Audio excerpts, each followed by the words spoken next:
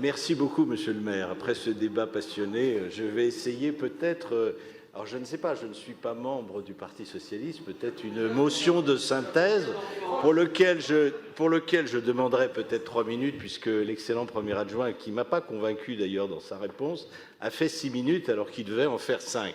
Donc, allez, souffrez que j'ai 3 minutes. Non, je voulais essayer peut-être de ramener un peu à la raison, je dirais, beaucoup de nos collègues. Si certains considérants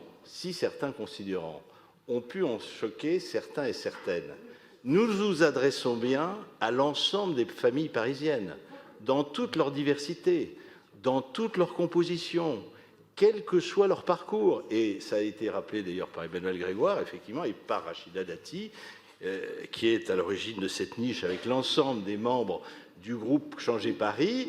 On peut avoir dans son parcours personnel, compte tenu de l'espérance de vie qui n'est pas négligeable dans notre pays, on peut avoir des situations familiales changeantes. C'est évident, c'est évident. Mais convenez quand même, mes chers collègues, que la situation des familles, la situation démographique à Paris n'est pas bonne. Certes, on a toujours vu des Parisiens et des Parisiennes quitter Paris. Alors, quelquefois, on quittait un arrondissement pour un arrondissement un peu plus...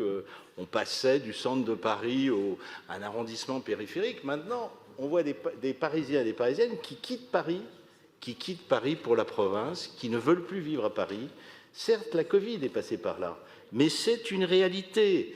Nous perdons, et nous le savons bien, et Patrick Bloch le sait bien, tous les membres de la 6e commission le savent, nous perdons malheureusement 3 000 enfants par an depuis déjà 6 ou 7 ans.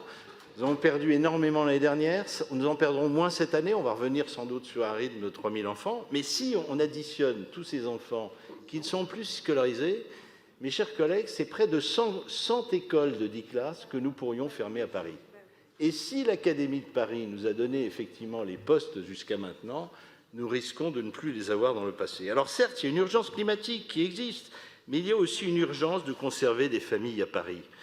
Beaucoup de familles parisiennes ont fait l'effort de rester à Paris au cours de ces dernières années, mais elles le faisaient compte tenu de la qualité des services municipaux. Ces services municipaux se sont terriblement dégradés. Ne pas le reconnaître, c'est ne pas voir la réalité en face. Nous connaissons leurs difficultés de logement.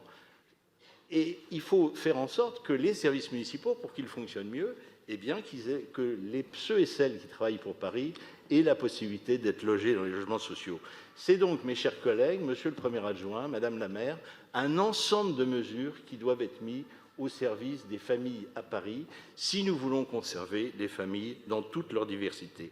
Oui, il faut changer Paris, il faut changer la politique des familles à Paris.